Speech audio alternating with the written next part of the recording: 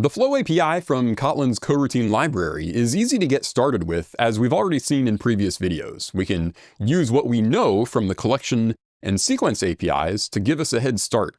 But all of the flows that I demonstrated in those previous two videos only ever ran on a single coroutine. And that means that the collector is called whenever the emitter provides a value, and then the emitter suspends until the collector is ready for the next value. And once we get our emitters and collectors running on separate coroutines, well, that's where the Flow API really gets interesting. For example, here's a diagram showing an emitter and a collector on a single coroutine. At any given point, either the emitter is running or the collector is running, because a coroutine by itself can only execute one instruction at a time.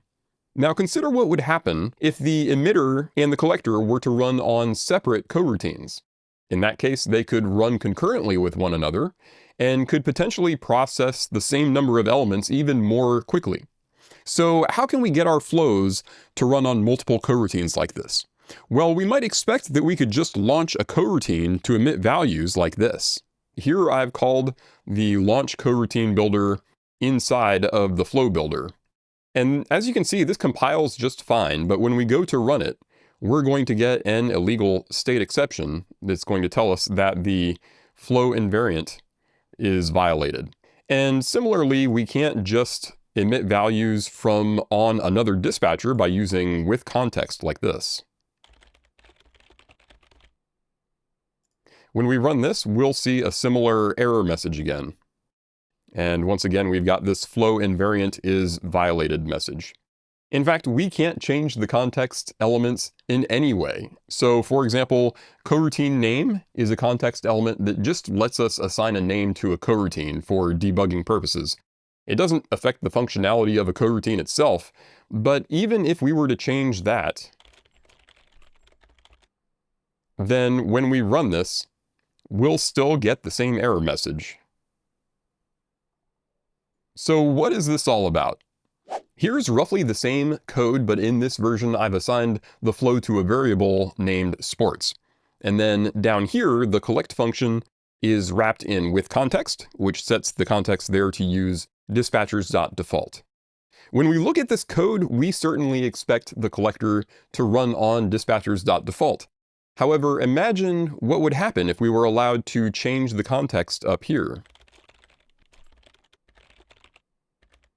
In this case, when the emit function invokes the collector, the context would have changed to dispatchers.io, even though nothing down here indicates that. Remember, we can build this flow anywhere, in a different file, in a completely different module, if that's what we want. Let's do that.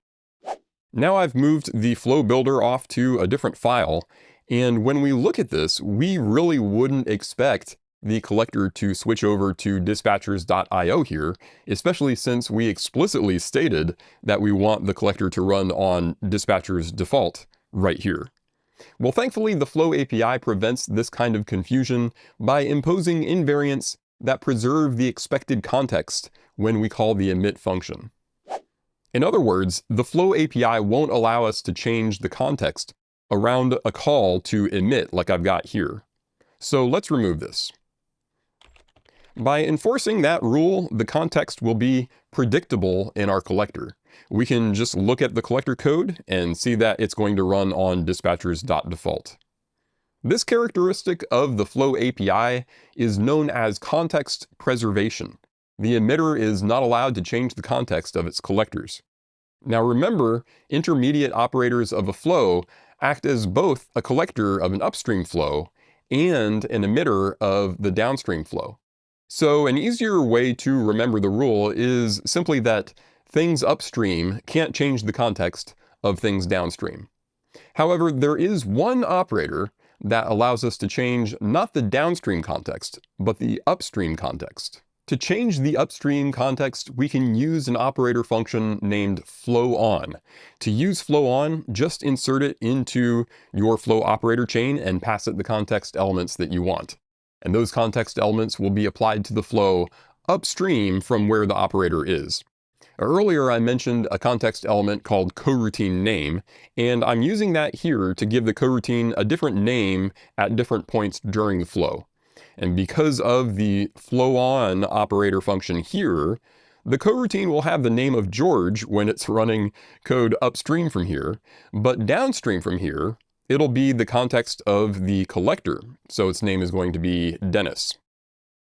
Down here, I've got a small function named log, which prints out the coroutine name from the context, and I'm calling it at different points along the flow. So let's give this a run.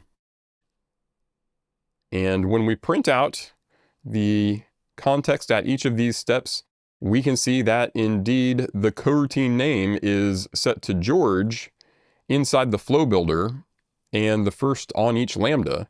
But then it changes to Dennis for the second on each and the collector.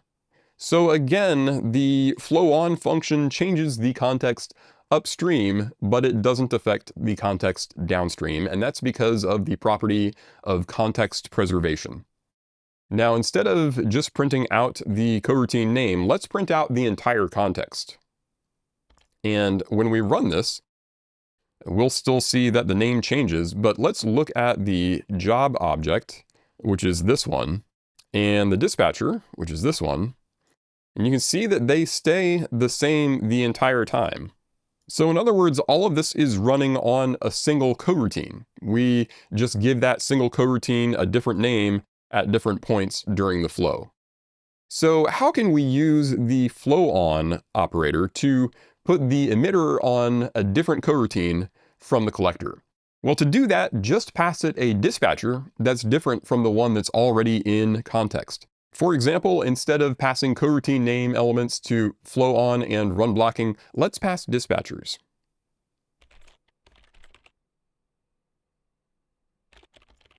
And let's run this again and see what the context looks like when we print it out.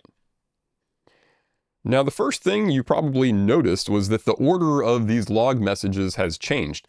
We're now seeing flow and on each one firing multiple times before on each two and collect.